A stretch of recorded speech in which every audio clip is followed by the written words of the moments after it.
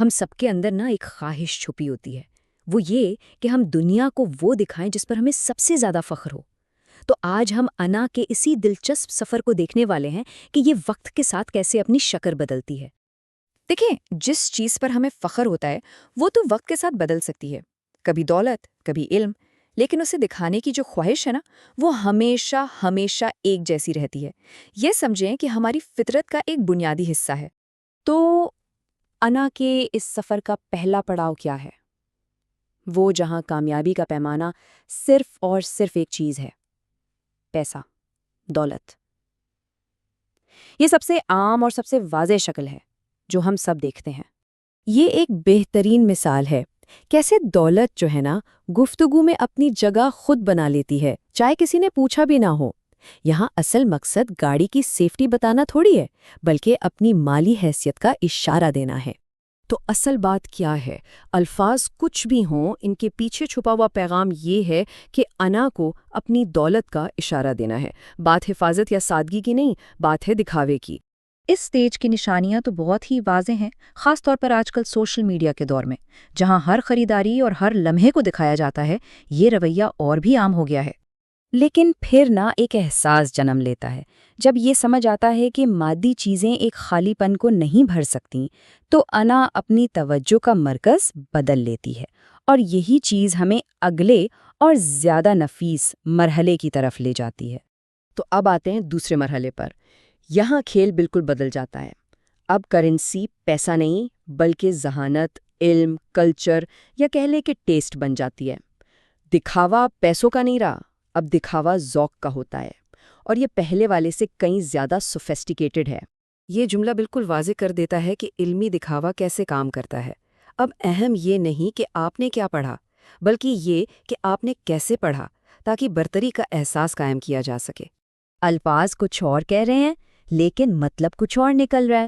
یہ تضاد دکھاتا ہے کہ انا کس طرح دوسروں پر اپنی علمی برتری ثابت کرنے کے لیے بہانے تراشتی ہے۔ یہ وہ چھوٹے چھوٹے لطیف اشارے ہیں جن سے علمی برتری دکھائی جاتی ہے۔ اب مقابلہ اس بات کا نہیں کہ کس کے پاس زیادہ پیسہ ہے، بلکہ یہ ہے کہ کس کا ذوق زیادہ اعلیٰ اور نفیس ہے۔ اور اب ہم انا کے سفر کے آخری اور سب سے پیچیدہ مرحلے کی طرف بڑھ رہے ہیں۔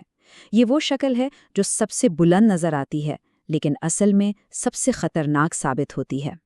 اور یہ ہے تیسرا اور آخری بھیس، جہاں انسان تقویٰ اور پرہیزگاری کا لباس پہن لیتی ہے اور روحانیت کو دکھاوے کے لیے استعمال کیا جاتا ہے۔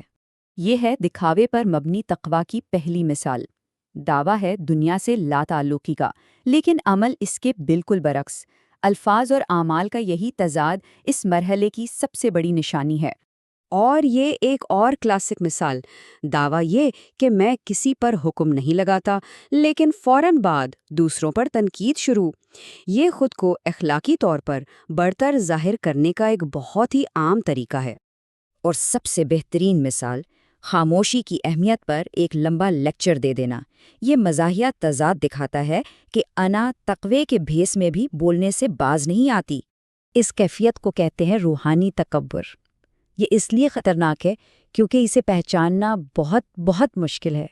جب مذہب جو عاجزی سکھاتا ہے خود تکبر کا ذریعہ بن جائے تو یہ انا کا سب سے مضبوط قلعہ ہوتا ہے۔ ویسے یہ کوئی نیا مسئلہ نہیں ہے۔ دنیا کی تمام بڑی روحانی روایات اس چھپے ہوئے تکبر سے خبردار کرتی آئی ہیں۔ کیوں؟ کیونکہ ظاہری تکبر کو پہچاننا آسان ہے، لیکن روحانی تکبر عبادت اور اچھے اخلاق کے پردے میں چھپا ہوتا ہے۔ تو سوال یہ ہے کہ اس سب سے نفیس انا کا علاج کیا ہے؟ اس کا جواب دکھاوے اور حقیقی روحانیت کے درمیان فرق کو سمجھنے میں ہے۔ یہاں فرق بالکل واضح ہے۔ دکھاوے کی نیکی شور مچاتی ہے، اسے گواہوں کی ضرورت پڑتی ہے اور یہ تکبر پیدا کرتی ہے، جبکہ حقیقی روحانیت خاموش ہوتی ہے اور یہ انسان میں خود پسندی نہیں بلکہ عاجزی پیدا کرتی ہے۔ تو آخر میں ایک اہم سوال پیدا ہوتا ہے، ایک ایسی سوچ جو انا کی تمام دعووں کو چیلنج کرتی ہے اور انسان کو اپنی حقیقت کی طرف متوجہ کرتی ہے۔